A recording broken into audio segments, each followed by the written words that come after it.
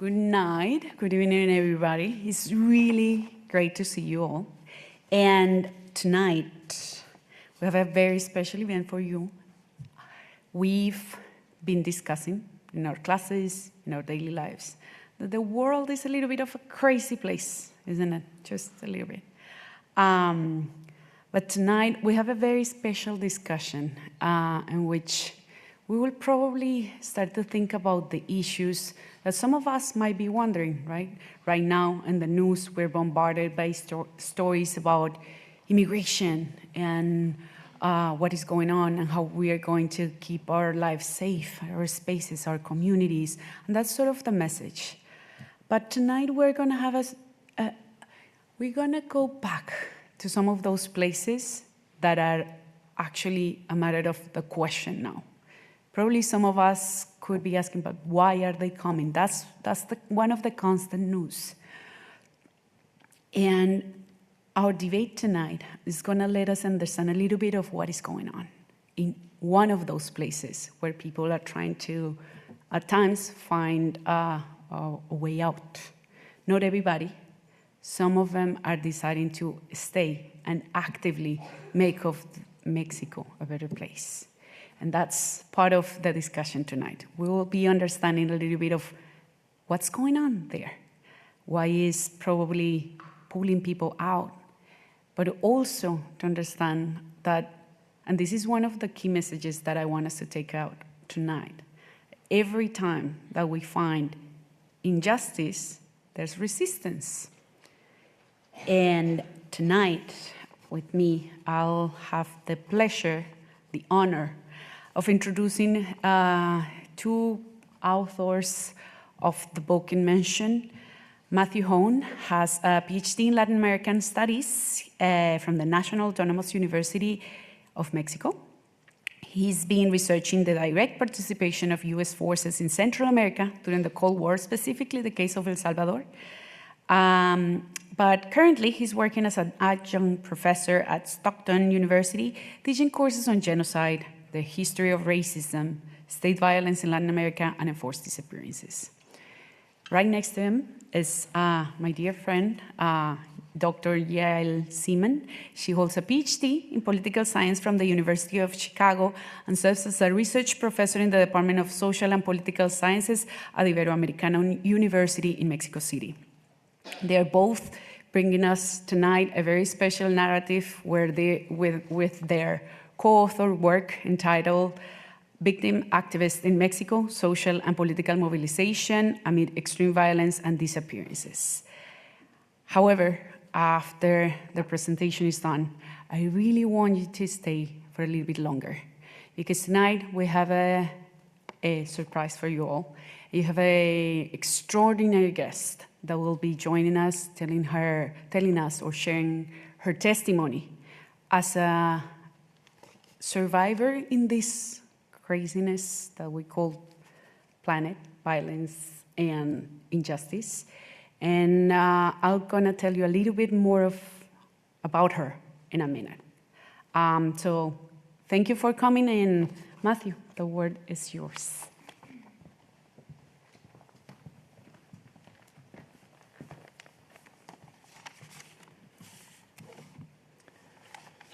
Okay, thank you very much, Lorena, for that. Thank you all for being here.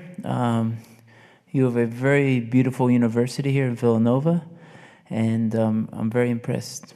And I would like to thank the Department of Sociology and Criminology of the College of Liberal Arts and Science of Villanova, specifically Dr. Max Osborne, Dr. Glenn Bracey, Dr. Guillermo Oscano, and Dr. Lorena Avila. You've been very generous, and it's an honor to be here. And you will be speaking to her a little bit later, but she'll be speaking to you. But we have a very special guest here. Her name is Lucia Diaz. She is the founder of Colectivo Solicito. It's a collective in Mexico of the families looking for the disappeared, and it's the largest collective in the state of Veracruz. and they're doing tremendous work. And meeting her and being exposed to her courage and her passion has changed all our lives. I can say that. And I'm speaking for Yael as well. And also, we have Marcela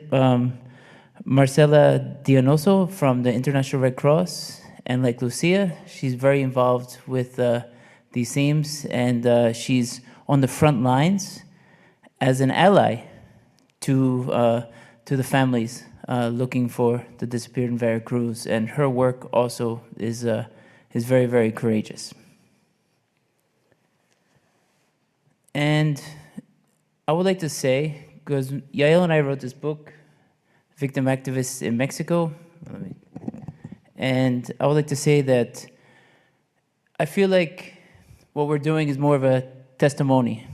I feel like I'm an eyewitness, and people like Lucia and Marcela, they are the real experts in this. And I defer to their expertise in much of this. So our book, Victim Activists in Mexico, is the culmination of more than 4 years of research and field work. We had approximately 50 interviews with the families that disappeared and individuals that have worked closely with them. We traveled to Mexico, the state of Veracruz, several times, and Veracruz, the state, was the focal point of our investigation. We met personally with the victim activists and witnessed these very, very courageous people, mostly women, mostly mothers, during public displays of resistance, and also in more intimate moments as well. Some of this we captured in our book, yet so much we had to leave out as an editorial decision, but we shared so many poignant and powerful moments that transformed the both of us. And our book, this 4-year investigation, at the heart of it are the voices of the families. Excerpts from their testimonies are throughout the book, but this is just a snippet of the hours and hours of testimony that we recorded and the hundreds of conversations we had with the families that disappeared or the victims activists. And before we talk about the tremendous work and courage of the families of the disappeared, we have to set the context a little and to talk about why they are searching, why they have to search. And the reason for this is what is happening in Veracruz and what is happening all throughout Mexico. Unfortunately, it is a place where there is so much violence, and this is still impacts Mexico as I'm giving this lecture. And so let's talk about disappearances, right? So as you can see on the slide, a disappearance is an act of arresting, detaining, or abducting someone against their will, and then refusing to acknowledge their fate or whereabouts. It is a serious human rights violation and is considered a crime against humanity. An enforced disappearance is one that's carried out by the state, directly or indirectly. And there have been many, many cases of enforced disappearances in Mexico. Disappearances are also a global phenomenon. They're happening all over the world. According to the UN and other organizations, disappearances are happening in at least 85 countries globally. So it's a massive, massive, massive problem, and one that is not being discussed enough. But disappearances, they have a reason why they're happening, right? So it's a convenient way for the perpetrators to eliminate perceived enemies, cover up the existence of crimes, and to spread uncertainty and fear in societies. And also to try to erase the identity of the victims. And for example, I'll just read a quote from Rafael Videla. He was the ex-dictator of Argentina. He was a military dictator throughout the 1970s and 80s. And in Argentina, there were approximately 30,000 disappearances during that military dictatorship. Videla said that a person who had disappeared had no entity. He or she was neither dead nor alive, could not receive special treatment, and was simply missing. So that is one of the very cruel intentions of the perpetrators, right? To not only to eliminate the person, but to erase evidence of the existence of the person. And collectives like Lucia's here, they fight very hard to counter what the perpetrators are doing and have done in Mexico. And since the war on drugs commenced in Mexico, there have been approximately 115,000 disappearances, and this is just according to the official registry. Those of us that are in Mexico, those of us that have spoken to the NGOs and the colectivos, know that the figure is probably much more higher than that. And there are also, not including disappearances, there are at least 250,000 deaths related to the war on drugs since the war on drugs commenced in December of 2006. And again, this is probably a low figure because some estimates have it as high as 500,000 people that have perished since December of 2006. And one of the reasons that the numbers are off or the numbers are not accurate is that there's so much impunity and complicity that the victims and the victims' families are not reporting what has happened out of fear or out of or they don't really believe that anything's going to be done about that. And so this is very important. And also, as far as disappearances are concerned, many times the states will not give accurate statistics or won't even report that there have been disappearances, right? So this kind of throws, makes the number, very statistically inaccurate. So we chose the state of Veracruz as our principal analysis, right? So disappearances are happening all over Mexico. There is mobilization of the families looking for the disappeared all over Mexico. But Veracruz, we found, was a very special case. First of all, Veracruz has always been a very important state in the context of Mexico. It's a strategic state. It has many resources. It's very rich in gas and oil, and it's a very wealthy state, although most of the inhabitants of Veracruz are very impoverished. So there's a contradiction there. But it's also an important place where there are many illicit markets, right? So I know a lot of you, Lorena was speaking about migration and a lot of the things like a lot of the things that the migrants suffer trying to come to the United States. And one of the things that many migrants suffer is disappearances, because Veracruz runs right along a route where there's a lot of human smuggling and trafficking, right?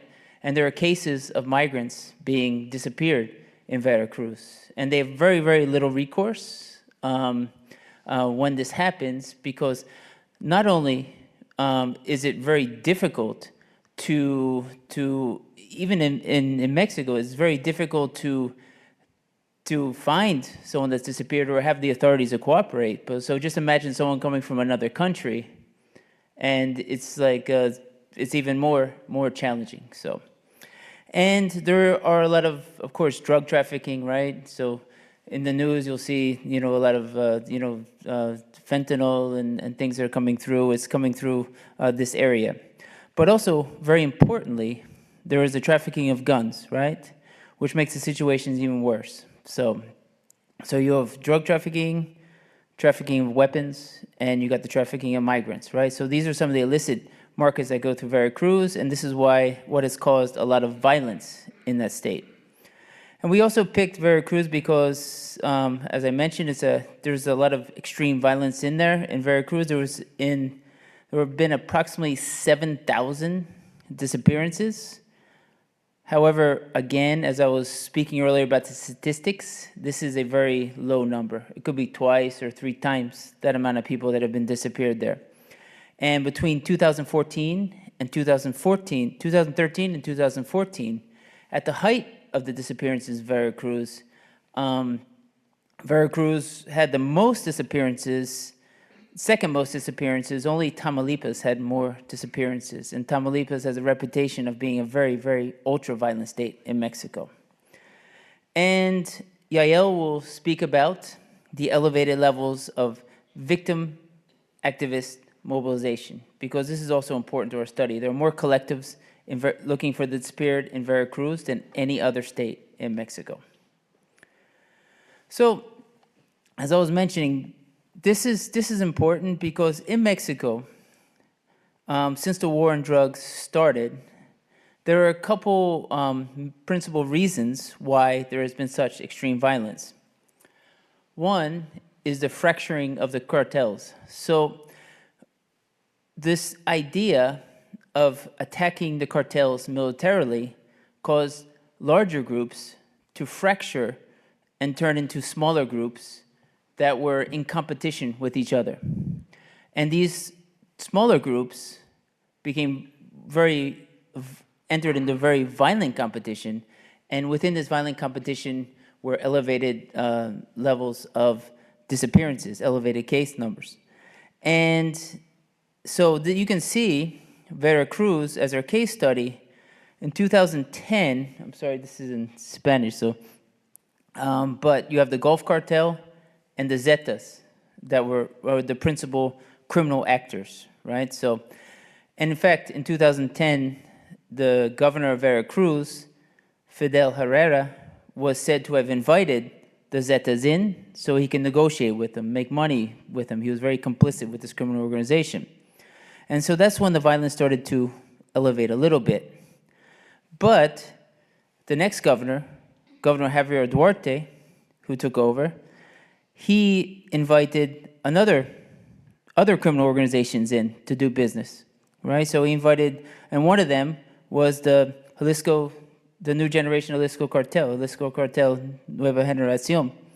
And so you had turf wars and wars for competition. And you can see between 2011 and 2015, you had the Gulf Cartel, the Zetas, Sinaloa Cartel, and the New Generation Jalisco Cartel, all fighting throughout the state of Veracruz. And this caused disappearances to explode. And it's not a coincidence that between 2013 and 2014 is when Veracruz had the most disappearances. And you can see with this map, the municipalities that are in the darker gray or the black, those are municipalities where there are 4 criminal organizations in competition. And the municipalities which are the lighter shade of gray, those are where 5 criminal organizations were in competition. And again, there's a direct correlation between the number of criminal organizations competing for the same markets and disappearances. Another serious problem was government complicity. When the war on drugs started, the government tried to attack the cartels militarily, but the government was also very abusive. The government perpetrated disappearances, and they also perpetrated other types of abuses and extrajudicial killings, right? And so it's very common in our research to see that in many of the disappearances, the authorities were directly involved with the disappearances. So a common thread or a common tactic was when a police force would abduct somebody and they would hand that person over to the cartels. And there are so many eyewitnesses. I would even say, like, the majority of the people we've spoken to said, you know, when they talked about the circumstances regarding the disappearance, they said that they saw authorities in the area, whether police, military, or some sort of civil force, and they said that something was strange, something was out of the normal that night or the day when my loved one disappeared. And so this was it's very common. And sometimes the police forces, they fought against each other. You'd have one police force, a local municipal police force working with one cartel, and you would have a state police force working with another cartel. And so they would go to war with each other. And there were cases of mass disappearances of police officers also. And as I mentioned before, there was in Veracruz in 2011, in order to improve the security situation, in theory only, because it made the security situation worse, there was an operation called Operation Safe Veracruz, where the military and federal forces were brought into Veracruz, and when that happened, there was also a peak or an explosion of disappearances, right? So between the criminal competition and the deployment or infiltration of heavily armed federal forces, this ended up being a cocktail for disaster, right?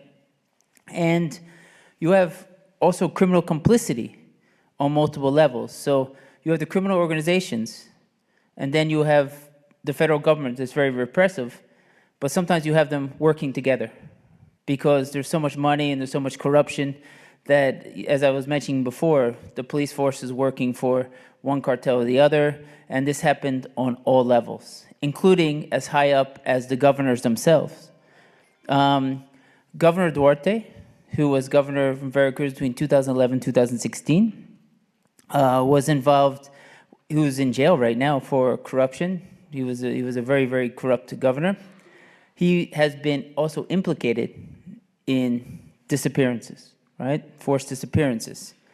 And as part of this strategy, anyone investigating the complicity between the government and the criminal organizations, like journalists, were extremely vulnerable. So between 2011 and 2017, there were approximately 27 journalists assassinated in Veracruz, and many of them were trying to investigate the links between the criminal organizations and the government. So, and in our book, we talk about numerous emblematic cases, and one of these cases was the Duarte's security chief, Arturo Bermudez, who was actually throwing people off a ravine, the Aurora ravine, as a way of disappearing them, right? So this shows like that this was happening in a systematic way, and this involved the top officials in the government. And in our work, we talk about something called radical evil, and as this is a term used by Holocaust scholars, and radical evil, according to Hannah Arendt, is considered to be the greatest evil, or an absolute evil. So, and radical evil exists in Veracruz and throughout Mexico, and radical evil is expressed in two ways in our study. One is the practice of the perpetrators, in using disappearances, and the second is a type of harm done to the victim, meaning torture, and or the way the perpetrators deal with the bodies. And Lucia can, because she has searched the clandestine graves, she can speak, from firsthand experience to this. But thousands of victims have been dismembered and disregarded in graves, thrown in water wells, or burned in ovens and dissolved in acid.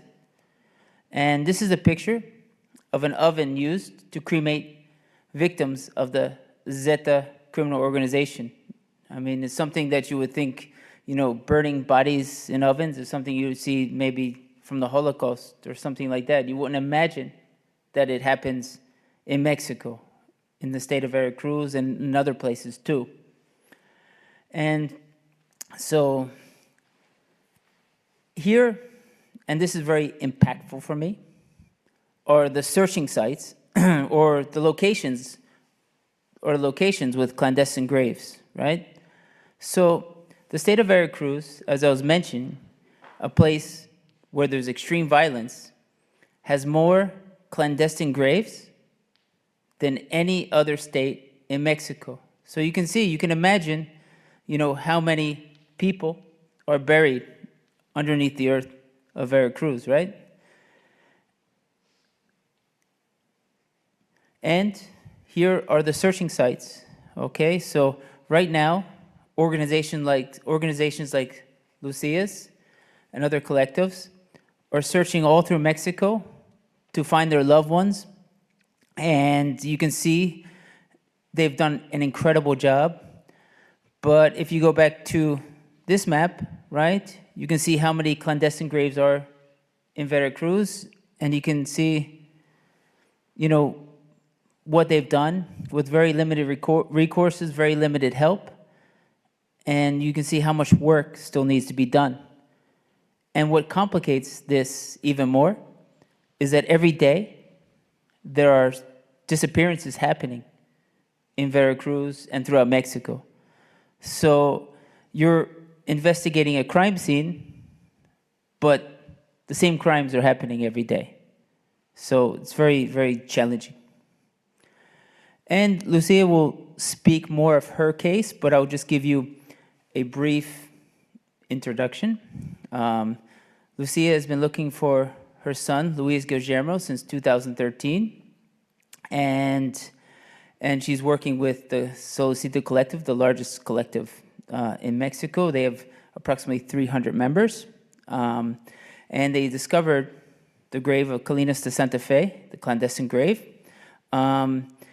It was at a depth greater than, it was 2.5 meters, almost 3 meters deep. And one thing, and the results is that her collective found over 300 bodies, approximately 300 bodies in this one grave. So just imagine such a horrific find in just one place. And this Colinas de Santa Fe is not somewhere hidden in the forest or somewhere very hard to get to. It's right at the entrance of entering the port of Veracruz in a very public place where many cars go by, and it's also on a private property. And so every night, according to eyewitness accounts, it was they would come in with heavy machinery and put the bodies in, right? And the property owner was too afraid to say anything. And so this couldn't have been done just by the criminal organizations. There had to be some sort of complicity by the police or the government in knowing that this was happening.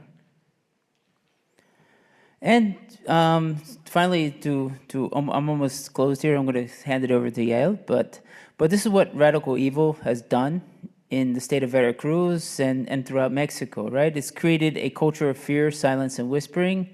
It's very common that if we went out in a public space with some of the relatives that disappeared, that certain themes were not talked about out loud because there's still danger. There's still threats to the people searching in Veracruz, and there's the threats to many people in that society there, and so this makes it really difficult for the collectives and the mothers and all the families to do their work, because it's in order to find out where these people have been placed in the most terrible way. You need cooperation, right? And so the local people there are afraid to speak sometimes, and most of the reasons why they find where these clandestine graves are is through anonymous tips. So it's a very, very extremely difficult undertaking. And there's still complicity networks and social indifference, right? So this is also a major problem, right? Because corruption, complicity, the authorities working with the criminal organizations, this is just a reality that happens every day, right? So, and I always like to end my talk with this, and I think, well, before I get to that part, I would also like to say quickly how the victims are treated, right? So once someone has disappeared, they get no cooperation by the authorities, there's no investigation, and they get re-victimized because the authorities tell the families that their children or their relatives were criminals, and basically saying that they deserved what happened to them, right? Inferring that. And so it's like this re-victimization makes the pain and the terror of a disappearance even worse, right? So, and Lucy can talk also more to that. But I would like to say that we have to think about, because in the news and everything, everything is, they're talking about drugs getting into the country, fentanyl, and it's a serious problem, right? And the danger of the cartels and the criminal organizations, also a serious problem that those of us who live in Mexico, we deal with. We have to, we realize that it is happening. But in reality, the cartels would not have the power they have if it wasn't for US-made and smuggled weapons that find their way into their hands. Okay, this has really empowered the cartels. And also for the demand of the drugs. Okay, so you have a very toxic combination of groups that are heavily armed, right? Armed by US manufactured guns, and you have a demand for their product. So the groups you're trying to stop, you're just strengthening them, right? So that's something important. And also, to end, sometimes these talks and these conversations can feel kind of hopeless, and you can feel helpless, right? But everyone can do something, right? Everyone can get involved in some way, just by raising awareness that this is happening, right? So everyone has a part to play, right? So the best way to counter or to make a difference is to get involved somehow. So, and I'll end it right there, and thank you very much.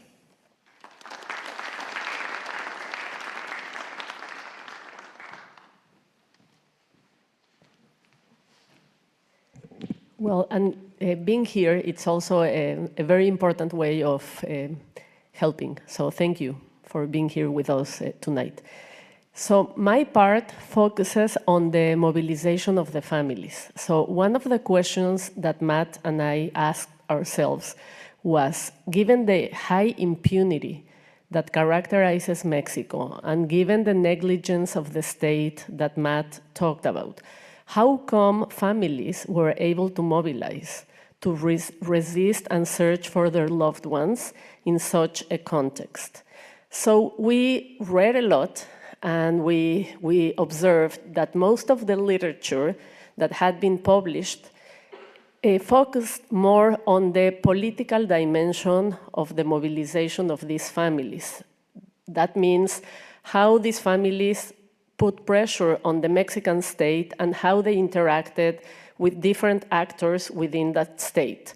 But there was something missing there, because these families were also interacting with society. So part of the book also talks about the social mobilization of these families' collectives. Why do we use the word collective? Maybe we should say a few words about that.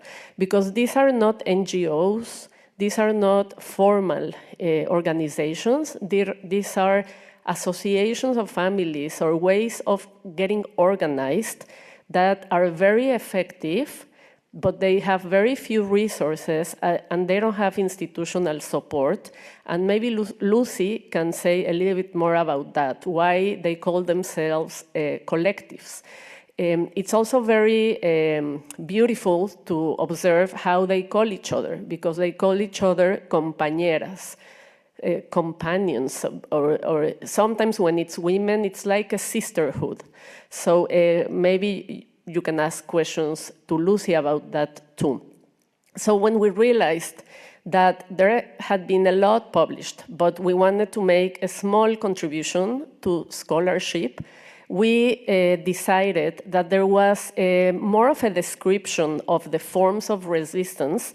It was more like finding lists of acts, for example, protests or sits-in or hunger strikes or maybe a creative work, or in terms of narratives, maybe humanitarian narratives or politicized narratives. But there was no theoretical ways of explaining all of this, or we didn't find it in the scholarship.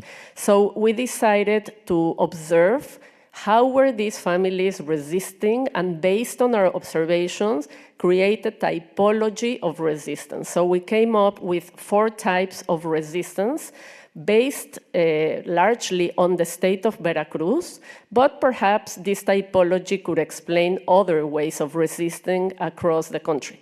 So you can see in this slide the 4 types. I don't have time to get into the details of each one, but I will mention them. And it's also important for you to know that the types of resistance have to do with 3 things. First, the types of actions or practices. Secondly, the types of discourses or narratives.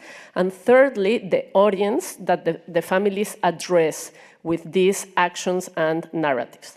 So the first one is called confronting radical evil.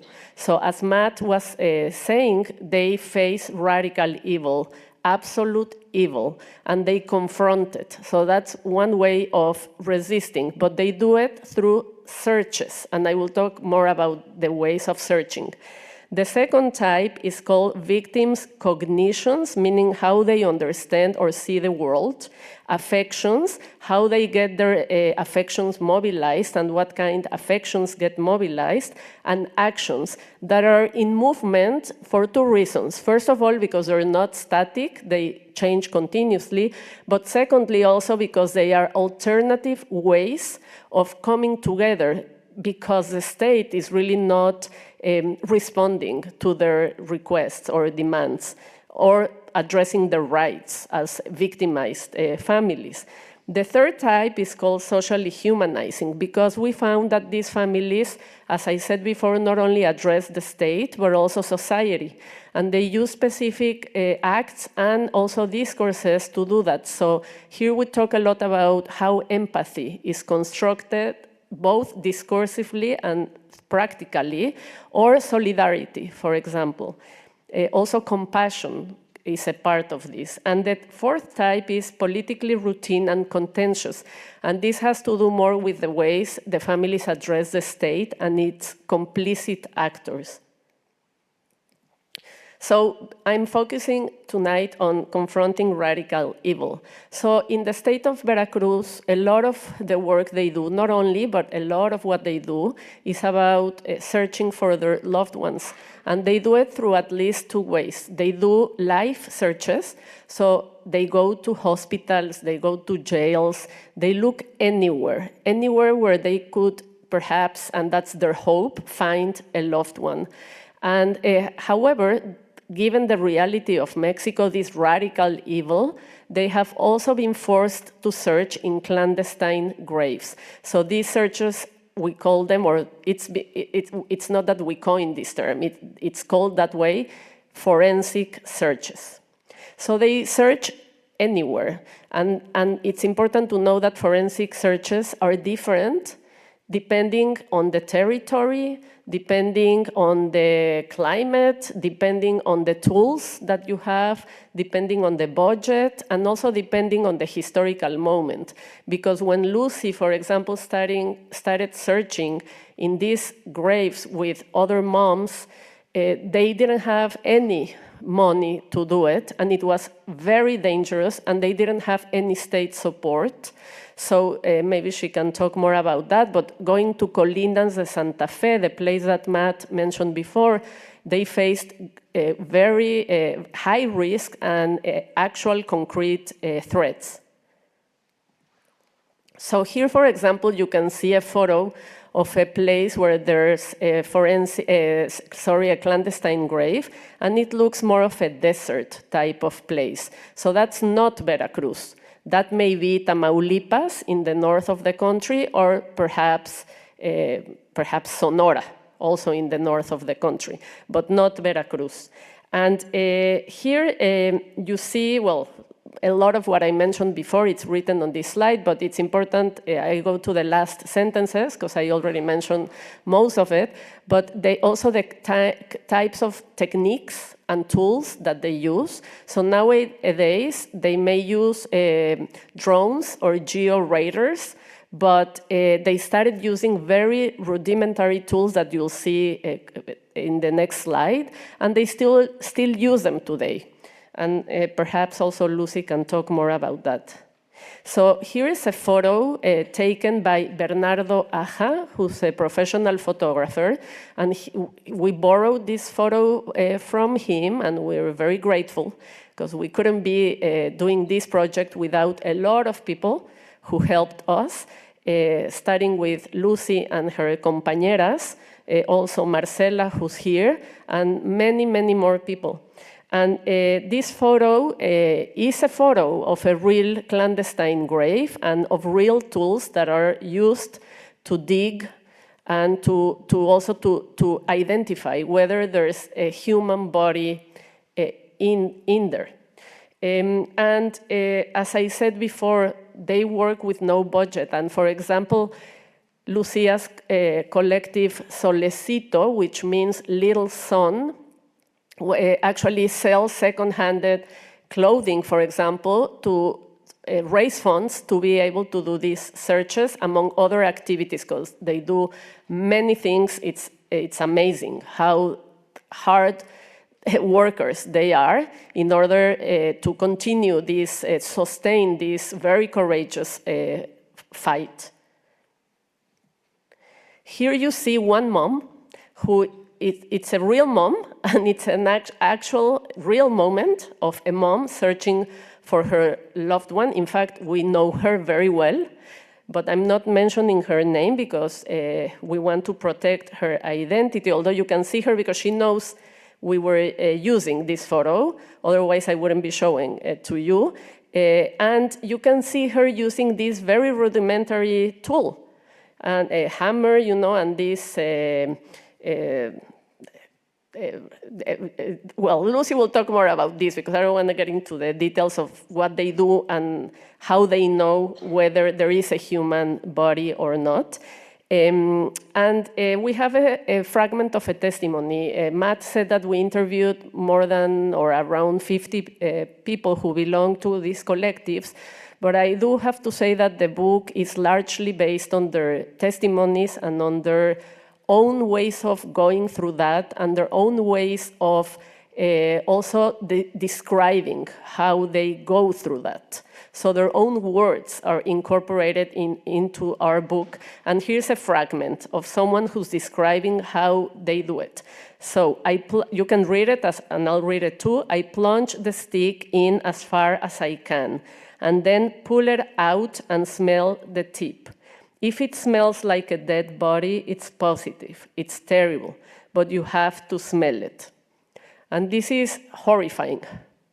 But this is happening in Mexico, and that's why we're sharing this with you. Otherwise, we would prefer to be talking about something else, but it's the reality of our country, and it's the very painful reality of many families in Mexico. Now, many natural factors also accompany this. Sometimes there may be rain, sometimes the heat may be unbearable, sometimes it may be very humid, sometimes they might find snakes, sometimes they face all kinds of insects, and sometimes they may get a really bad rash, even if they're wearing the proper clothing, but it's still working in very, very difficult circumstances. Now, here's a fragment of a testimony of a mom entering a clandestine site for the first time. So I'll read it also because as I read their testimonies, it's a way of honoring their own way of living this. So I quote, "When I first entered there, I didn't know anything about grave sites. I had never heard anything like that. It was something so impressive that I felt that all the ground I stepped on was my son."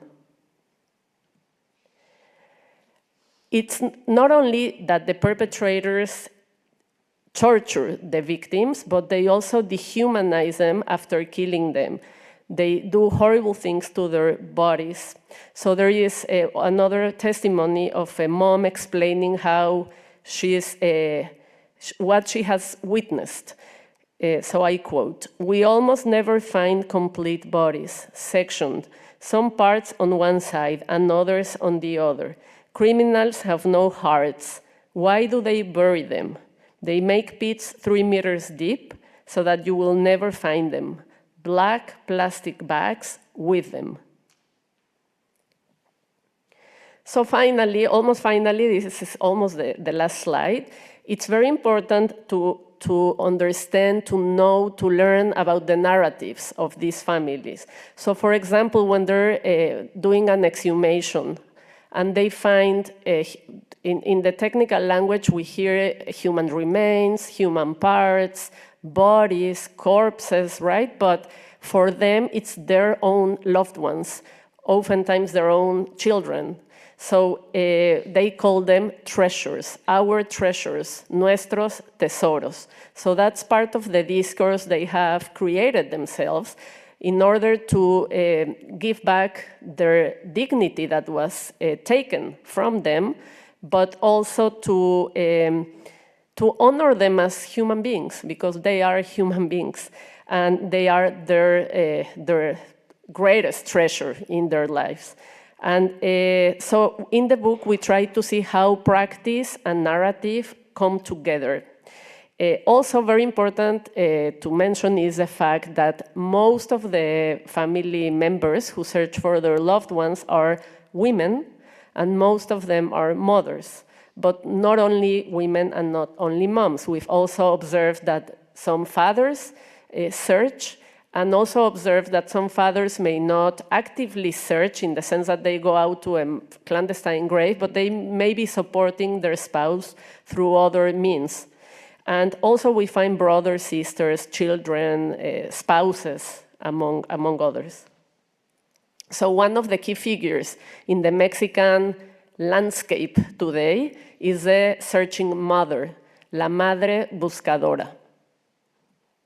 Here you see Lucy. Actually, I was looking for a short clip of Lucy, and here I found Latino USA.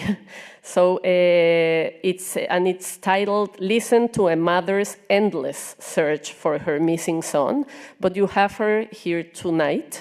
We have her with us, and we thank Lucy for traveling all the way from Mexico to the US to be with us tonight, because anything that I can say or Matt can say won't be as compelling and as real as Lucy's own testimony.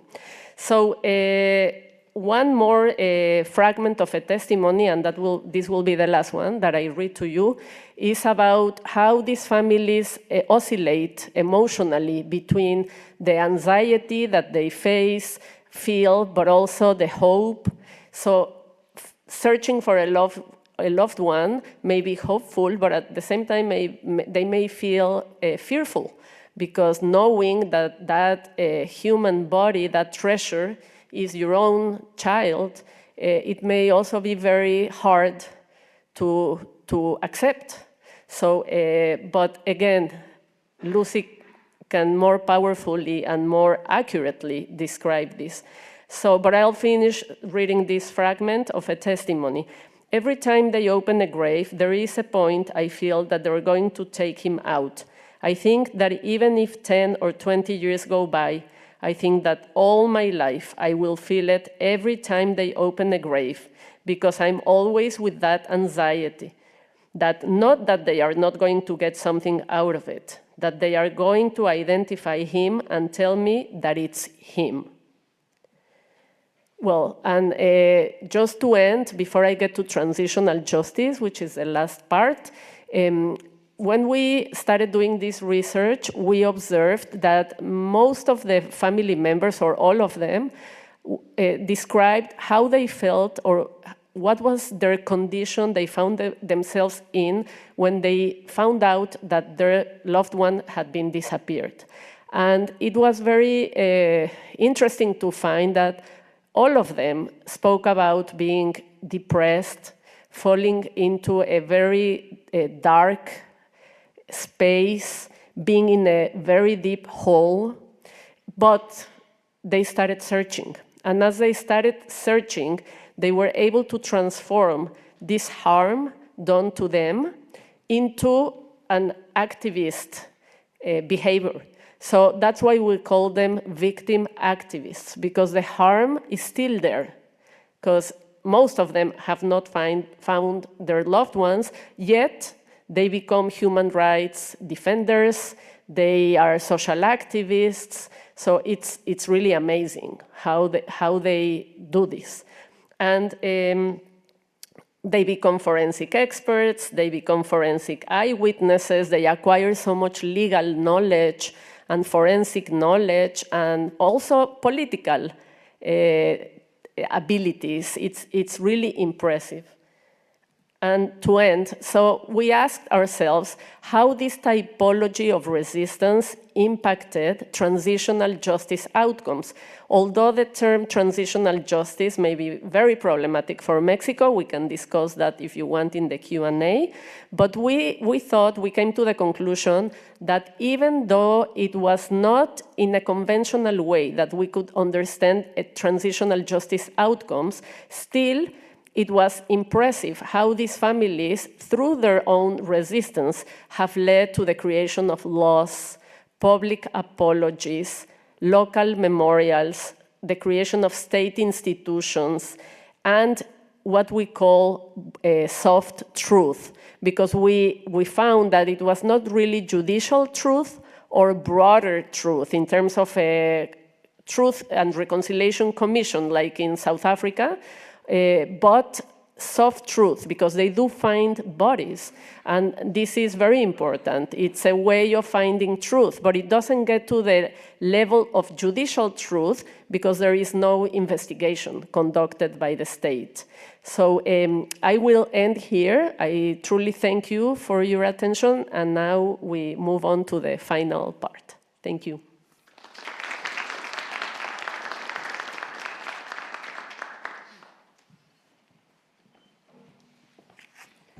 Thank you, everyone, for still hanging there. This is a special moment for me. It's truly an honor, as I mentioned, and I really think that the woman who is about to speak to us is a real heroine. If we are looking sometimes for special people to honor, here we have one of them. Lucia Diaz-Henao came to Veracruz very young with 3 kids. 2 boys and a girl. She's the youngest of them, and she studied modern languages, and with a specialty in English. She worked years in different universities, and she was also an interpreter for the Mexican Department of Exploration and Oil Production. But her job as a mother is probably the one that is most important and most dear to her. She's been the type of mother we all appreciate and honor and remember every day. She's the typical Latina mom. And she's been given everything for her kids. The oldest one has a PhD in environmental sciences, and her daughter has a master in sustainable energies. Luis Guillermo, the youngest of her male boys, has an impressive talent for music and for organizing events that made him really popular very quickly as an entrepreneur in Veracruz. And Lucia's life was just going normally until June 28th of 2013, when pain and tragedy knocked on her door. Luis Guillermo was kidnapped from his own house in a country where impunity could be the norm. It is not a surprise that kidnapped people do not come home, are not found, and their families start wondering about their whereabouts. So for Lucia, this was a demolishing strike, almost took out her life. But soon she realized that she was not by herself in this struggle. And she realized that other mothers, other wonderful Latina mothers, were in the same struggle, trying to find their loved ones, trying to find them. So Lucia took that courage and created this colectivo. And her struggle has led her to find and to search rustic farms, as Matthew was mentioning, especially in Colinas de Santa Fe in Veracruz. And they have found more than 156 clandestine graves with a total of nearly 300 bodies. And they continue searching because they know that for the kids, it's really important that we haven't given up and that we won't stop until we find them. So with this message, I want you to please give it up really loudly for Lucia Diaz, who is with us and is going to share a little bit of story.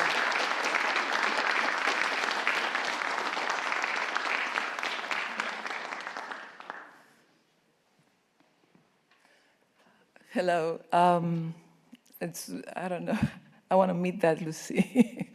That's the way that you talked about me is really undeserved. How do you confront radical evil? You confront radical evil with radical good. And that's exactly what you're doing here, listening to us talk about this, making a difference. You know, for me, this is particularly important. That's why I tried to go out of Mexico and try to get the word out of what's going on in Mexico, because it's so important that people know, because it can happen anywhere in the world. But besides, we need the help. We need the support from other countries, from other people. We cannot do it alone.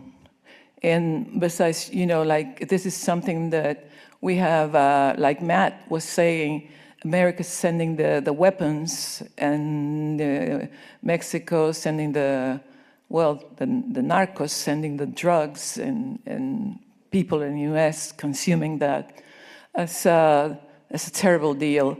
But that's why I'm here, and I'm really impressed by the turnout. I'm so happy that you're here, because otherwise, you know, it feels, even one person that gets to listen to me, I really appreciate it. I am grateful for, because it's just the way it goes. You know, change is not going to happen overnight or easily, but with time, we can get ahead. And that's why, you know, I really appreciate you being here. And let me show you my son. Well, the picture of my son is him. Well, and in the back, that's me when he was little in the Bronx Zoo. I brought him over here to take him to the zoo. And well, all three of them, they came over. We visited New York to you know, touristing, and I took that picture. So, let me try to give you like the beginning of my journey in this, how can I call it? I say ordeal, but maybe that word doesn't do it justice. And in 2013, my son was kidnapped, and it's something that I like to do with the group usually, because although I don't want you to really experiment any kind of discomfort or sorrow or whatever, but sometimes it's necessary to get a little bit of the picture, and it's not as difficult as it seems. So let me try tell you what you're going to do now. Can you close your eyes, please? I mean, bear with me. Close your eyes and think of the one person that you love the most. That one person. No, if you want to think about two, it's okay, or three, or whatever, but that you love the most. And you don't know of his or her whereabouts. And the worst could have happened. And that you may not know about that person in the future, and you may not know how to find out about that person. Did you do that? Thank you. You can open your eyes. Did you do that for me? Can you raise hands? Somebody who wants to give me a little feedback? Yeah. You can be right there. Yeah.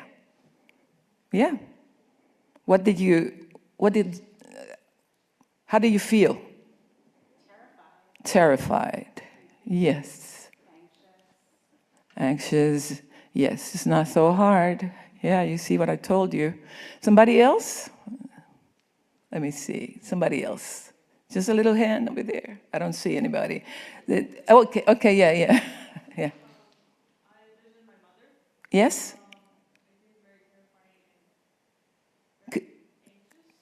Anxious? Lost? Yes, definitely lost. Somebody else? Yeah, go ahead. Just terrified. I mean, that's the word, lost, anxious, all the worst feelings that you can conjure up. That's exactly how you feel. And I went through it all. Like, it's incredible how at the worst time in your life, you have to be strong. And it gets so challenging that, because what I felt like, I just wanted to die. And I'm not exaggerating, because I felt if I died, I wouldn't have to feel that pain. I wouldn't have to feel anything at all. So it got so bad that I started, this is hard to say, that I started feeling envious of, who else but, homeless people, especially the old ones that I thought that they were done with their lives and they couldn't care about anything else, and that they would just, for some reason, I thought that they had a better life than me. And whenever I saw them, it was like, okay, so you're going to die now very soon, and I'm going to continue with this pain. I'm going to be suffering this. I was envious of homeless people. That's when you know that your life has hit rock bottom. But I had to continue, because my son finding my son was up to me. The authorities in Mexico, they are negligent. They don't have a clue what to do. Sometimes they just don't know. Sometimes they are corrupt. So it's very hard to get them to do something, a decent investigation or anything like that. So I knew that it was up to me if I wanted to find my son. And that's when I was, this is not hard to put into words, but I was going crazy. And that's when I fell and broke my collar So I was out of circulation for a couple of months. That time I took to read because my desperation was so terrible. I had to read, and especially things by people who were dead, because I was, like enthralled by it all. And I said, that's what I want, So I started to read biographies by dead people and things like that. So for some reason, I found Confessions by St. Augustine in my iPad. And I started to read that. And it's incredible. But a miracle happened to me. Because I started reading about his mother, Monica, how she had gone through all that, because for his mother, he was lost because of the situation that he was going through, his behavior, his lack of faith in those times, the way that she perceived his his behavior was like he was completely lost, and she cried every day. And he talks about her like crying and leaving like little puddles on the floor.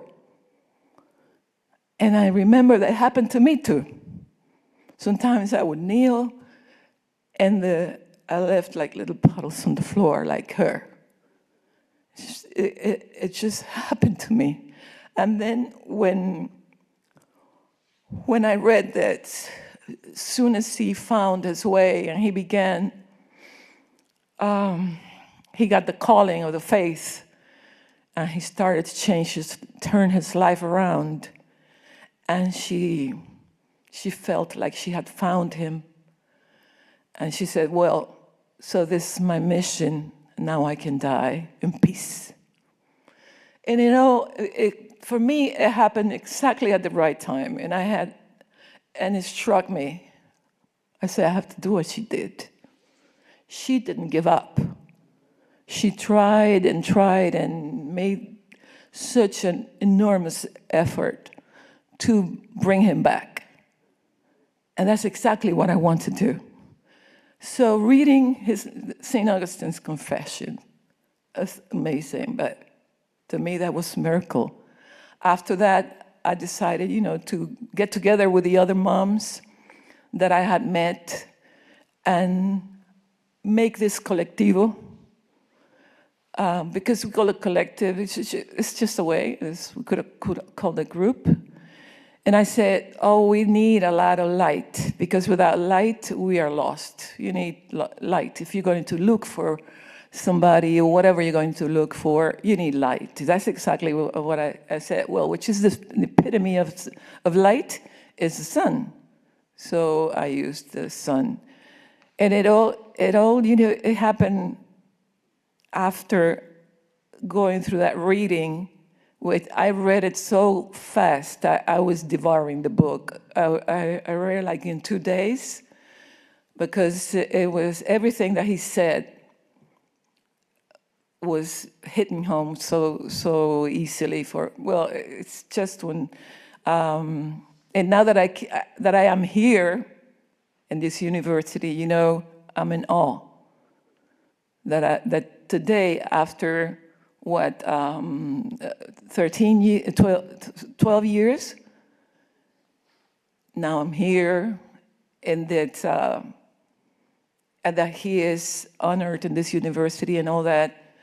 It's a feeling that I can only call awe.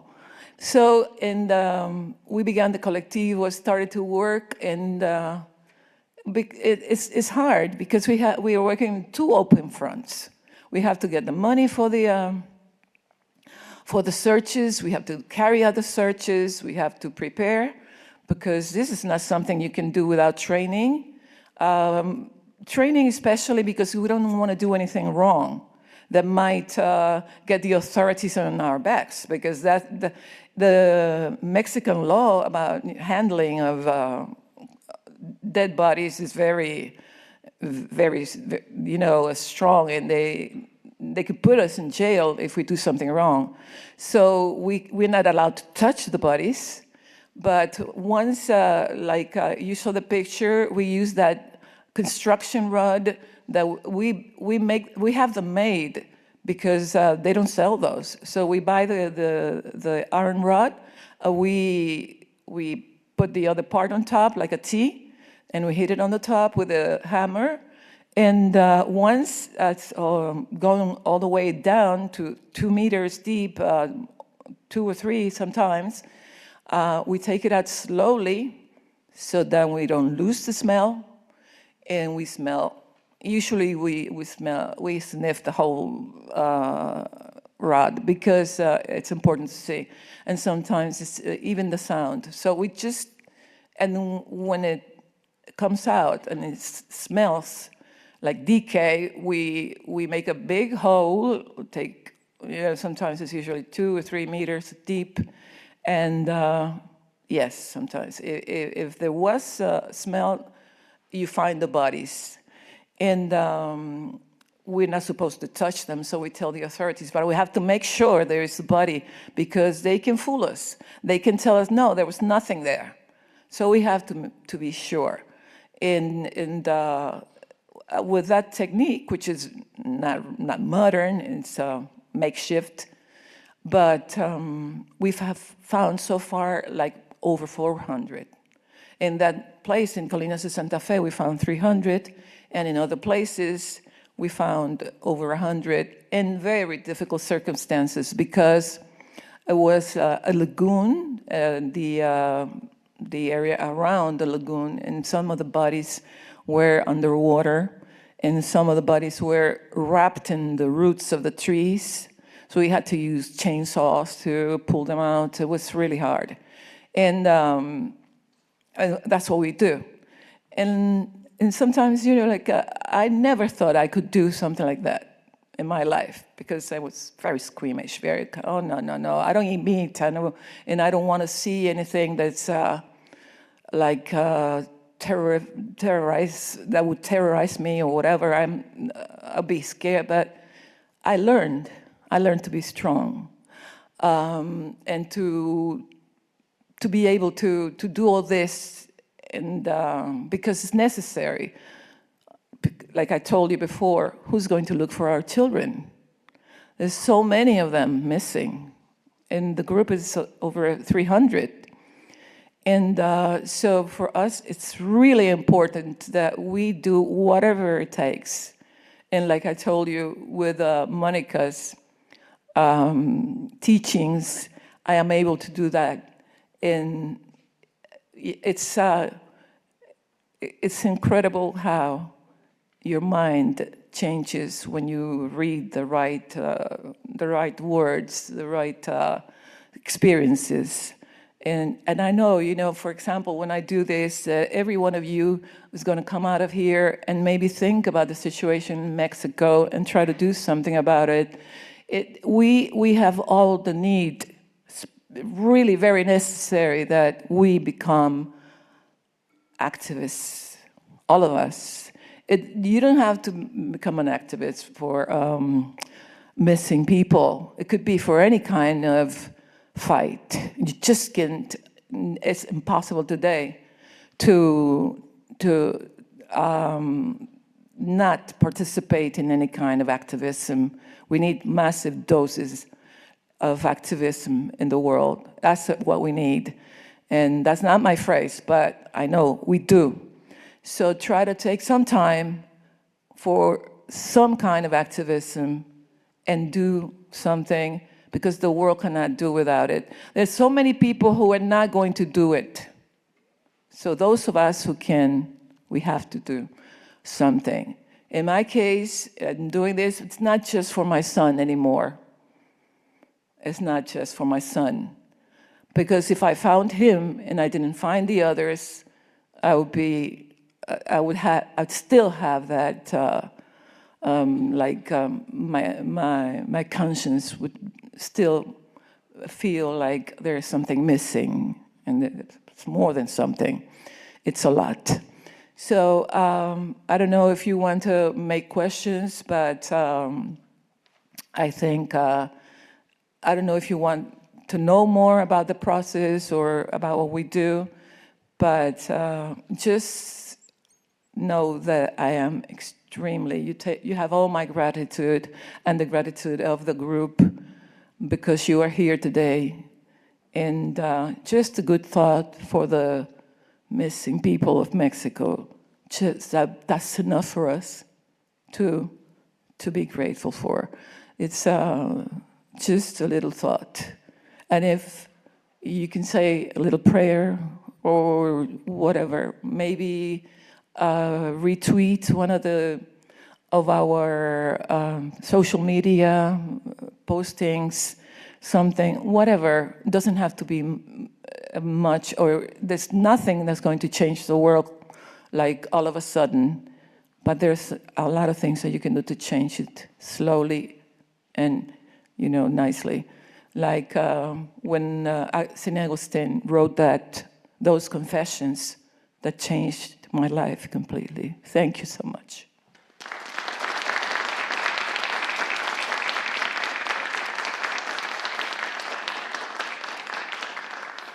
Well, if you have any questions, thank you so much. Thank you. No questions? Go ahead. Lucy, how did you come to meet all the other members? Yeah. Because we go to, for example, the police to ask about our children, or to any government agency trying to find information. So we would ask each other, it's so easy when to meet other people who are going through the same that we are, because we go to the same places. Although, actually, most of the mothers don't file reports, and they don't go to the police or any because people are afraid that something will happen to the rest of the family sometimes. So in those days, most of the cases went by unaccounted for, and it's not the same now. A lot of people try to go to the police and file a report, etc. But actually, in those days, it was like 20% was reported, the rest wasn't, and which is really criminal if you think about it, because sometimes the authorities didn't, even if we filed a report, they wouldn't report it to the higher authorities. So there's just no way of knowing how many missing people there are in Mexico. It's just because sometimes you have a lot of missing people, even in the States you have a lot of people are missing, but there's no criminal activity that caused that. Maybe the person just left. But in Mexico, when we talk about disappeared, it's because somebody took their freedom from them, and sometimes they take their life, and sometimes they take their identity too, which is the last resource of the perverse, taking the identity of a person. That's the worst that they can do, and they do it. Yes? Any other question? Go ahead. When you organize the forensic searches, how do you know where to look for?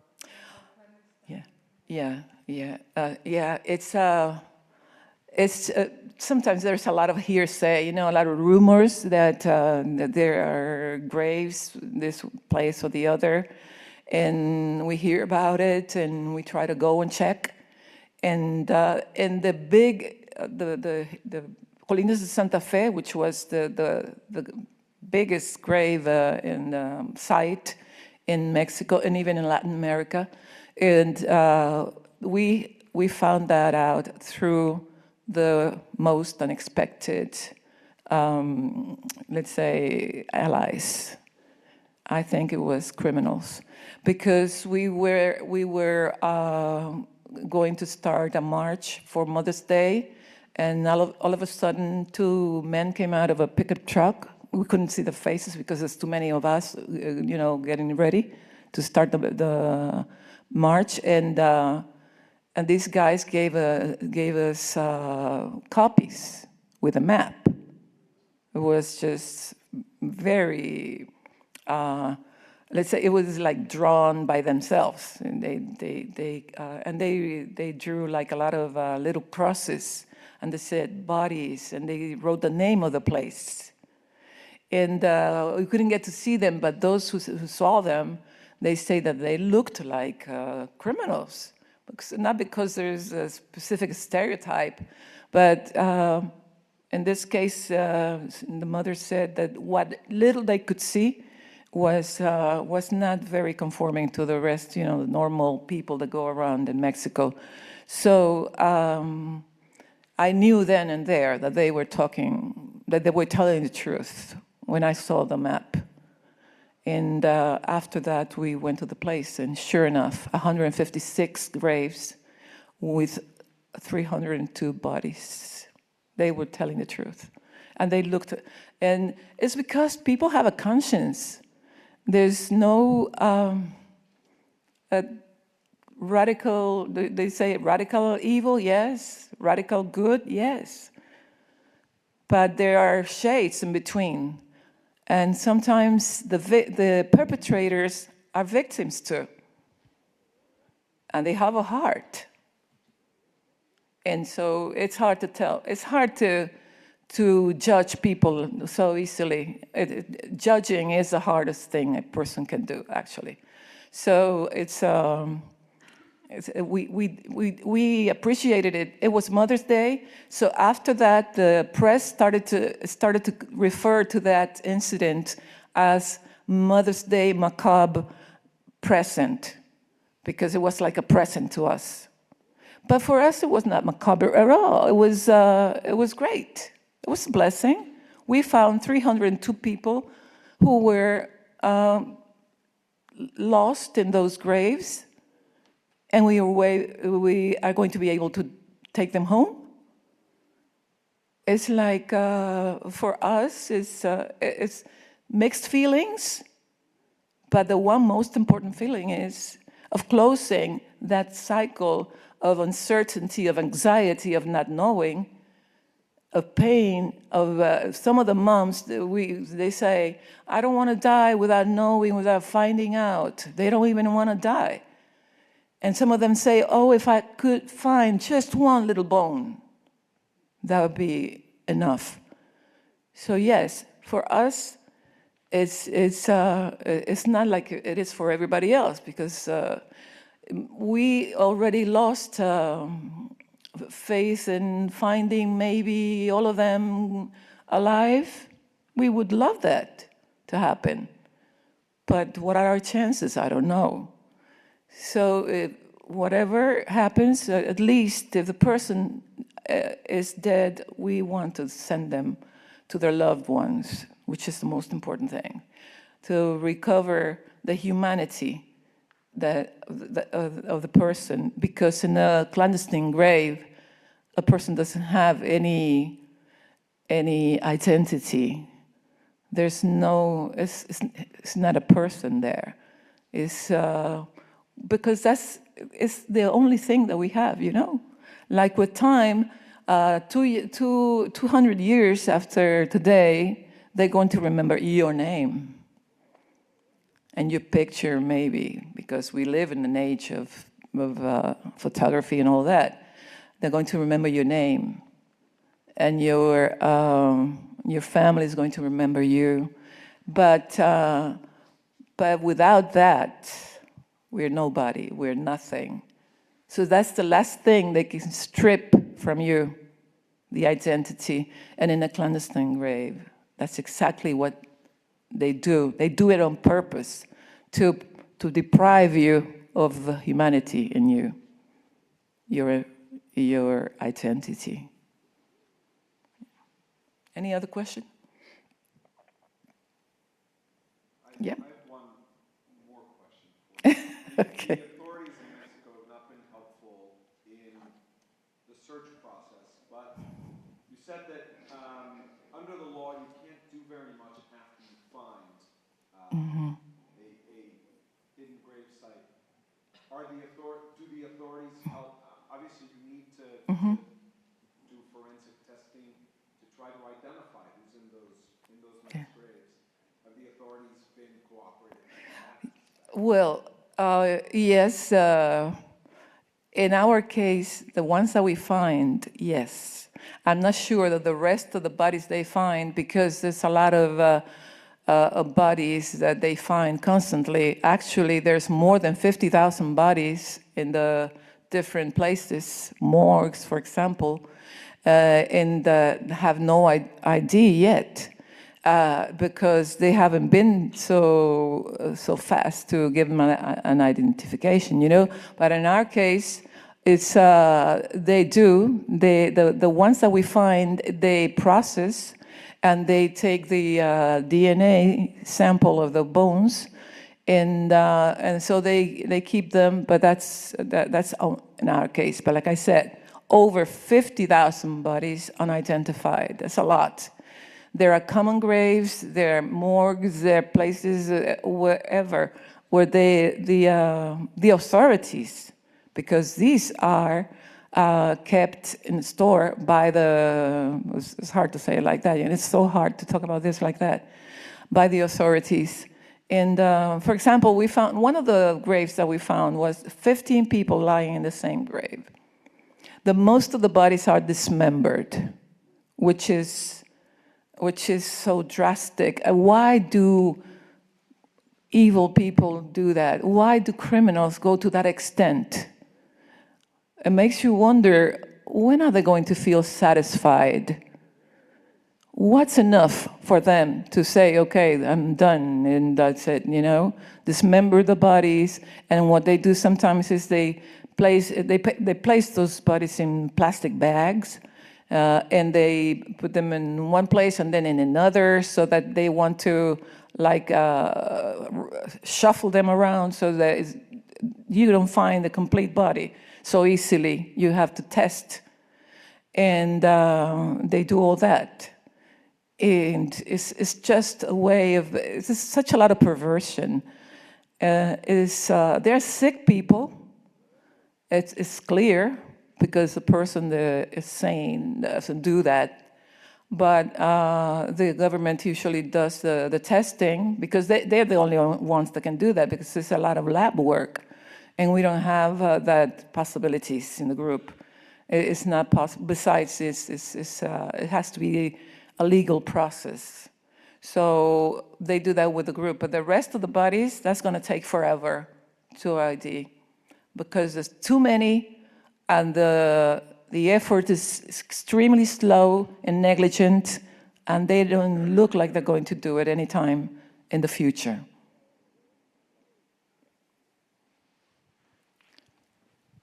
No more questions? Come on, you can take advantage now. Then you're gonna, yeah, go ahead. Yeah. She's giving you the mic. I was wondering if, so you said that they put like the body parts inside of bags. Is it always the same person in one bag, or do they mismatch it, I guess? It's exactly what they do. They put part of the body in one bag, and then part in another, and in another, and they would just place it all over the place. You know, they don't want the whole body. Usually, they don't do that. They don't leave the whole body in the same place. They would just try to make it more difficult for us, or for whoever finds them, to put the body together. In very few cases you find a complete body.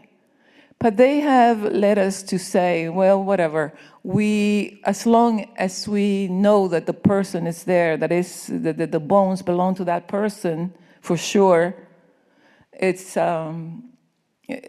enough for us to say, well, we can close that cycle, that circle of uncertainty. And it's hard, because some of the mothers, they want their bodies to be complete. I mean, who doesn't? But that's not, in a lot of cases, that's not going to happen. And in some cases, you know, in the north part of the country, they burn the bones and the bodies, and they they leave nothing. So this is very sick. It's very sick, but they do it. In our cases, when we find a complete body, it's a miracle. But that's what we find, yeah.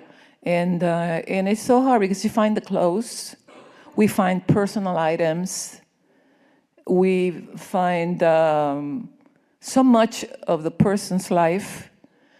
And like the cell phones sometimes, if it was not too expensive, of course. We find like fashion jewelry sometimes, even like girls' clothes, or like you see. When you see that, it breaks your heart to see, for example, a girl that had the ponytail on and all that, lying in a grave, and we get to see all that, and it's shocking for us. It's really shocking. And the first time, and in the beginning, when I first experienced this, when I first saw a grave, an open grave, and I was able to see the bodies, because sometimes the bodies come out of the bags, because those bags, the body swells up, and the bags rip up, and so we get to see the contents of the bag. And the first time I saw those bodies, I was so shocked. And I went home and I thought about that, and I said, wow, I thought I couldn't continue to do this. But at the same time, I said, and then if you stop and you surrender, if you give up, who is going to do this? It's so easy for you to just turn your back, just because you don't like what you see, and because it's so shocking, so terrible. And I said, no, you have to go back. And you get accustomed to it. You never do get accustomed to it, but at least you get the strength to see it, and to even try to do something about, like, welcoming them back. That for us it's a big thing, like when we open the grave, we tell them, welcome back, welcome to those who love you, to go back to those who love you, that need you, that miss you. There's no more terror for you now. The terror is over. Because you can imagine the last moments of that person were complete, absolute, sheer terror. Those, because they torture them. It's impressive. They torture the person that they're going to kill. And they cover the eyes, blindfold them, and it makes you wonder, why do you blindfold a person that you're going to kill anyway? So yes, they do that.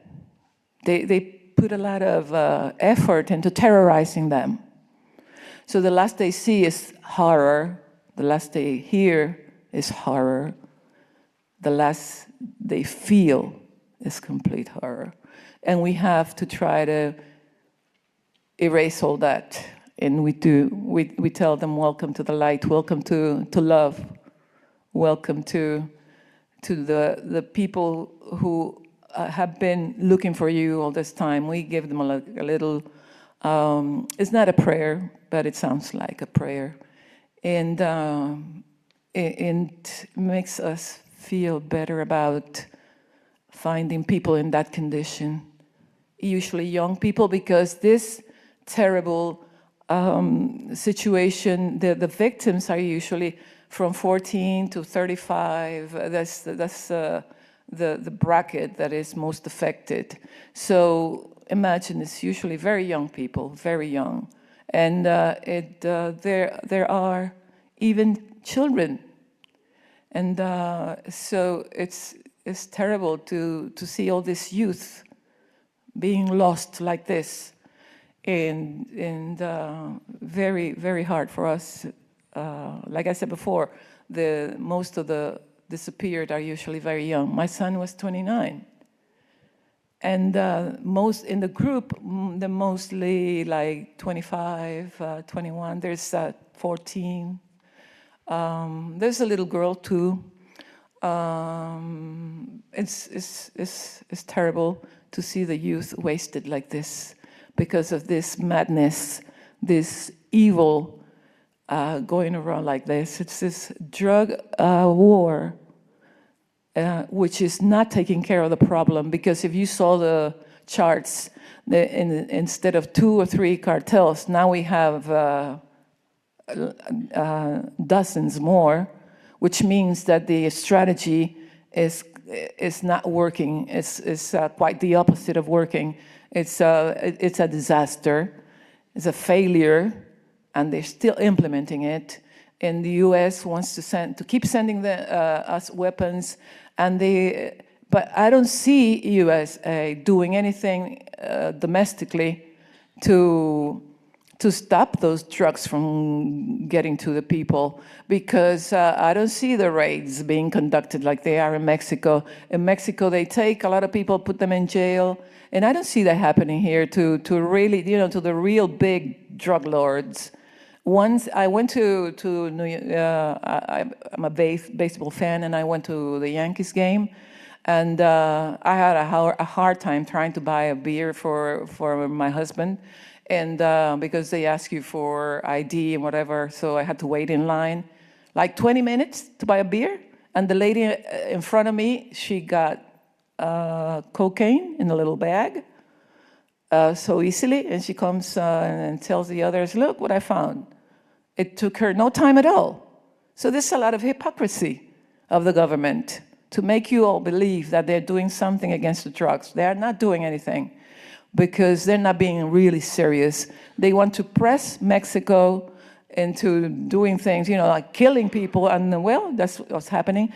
And not exactly due to drugs, because my son, for example, he was kidnapped. Because like when the society goes like this, completely awry, you can expect anything to happen. In my son's case, he was kidnapped, and part of the people who kidnapped him were his workers. So when you know the perpetrators don't want to get in trouble, and they disappear the victims.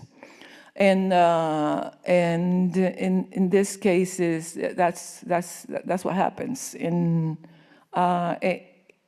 all the different kinds of delinquency in Mexico is due to this all, because with the war on drugs, it's like, okay, there's a war, so we can do anything. We have a license. And the authorities were so happy.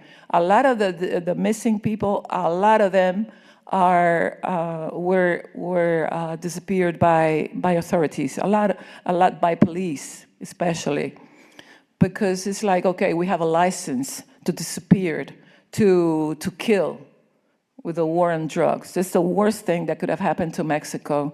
And the worst, the reality is that it's not working. It's not diminishing the drug trade. It's not taking away the addiction from the addicts, because it's a health issue, and in not security or any kind of issue. It's a health issue. If you want to fight that, you need to take that into consideration. More people you kill, that's not going to be enough. I mean, you can kill most Mexican teenagers and young adults, and still you're going to have a lot of trouble with the drugs. That's exactly what's happening right now. Any other question? No. She was just. I just want to probably close with sort of the starting point. Thank you. This is better. So the starting point of our conversation was that, in fact, the people that are moving around, the ones that are coming into the U.S. are not those doing radical evil. Immigrants. They're immigrants. And for the maps that we were seeing, that's a migrants corridor right there where all these problems are going on. Have you found within your searches, immigrant bodies? Well, that's another part of the tragedy of Latin America. Some immigrants, because the trip from Central America throughout Mexico territory to go into the United States illegally takes a lot of lives, and a lot of them are disappeared. And they're in an even worse condition because they don't have anybody. The mothers are in Guatemala or in other countries, you know, like Salvador, and they cannot do anything, like, because we in Mexico, we do all this, you know, we are busy working for our children, fighting for them. But those mothers don't have that possibility because they are out there, you know, if they could come to Mexico and try to find their children, they would. But it's not so easy. It requires a lot of means for that, and they don't have it. So the immigrants are facing an even terrible tragedy. There's no worse. It's just tragedies all over that need to be really solved if we want to have a better Latin America, because it's a never-ending story. At this point, we need people to think. We need leaders, and we need hearts that have the radical good in them, like I hope yours do. And I hope that you, after tonight, try to do something for the disappeared or for any kind of activism. But if you do for the disappeared, for the missing in Mexico and in Latin America, or those immigrants that are missing, please, please, please, if you find it in your heart, believe me, we will be so grateful to you. And the missing too, they will be grateful to you. And in that aspect, today I want just to close going back to St. Augustine again and saying thank you to his teachings. And I hope that you guys get the same opportunity like I did. Thank you so much.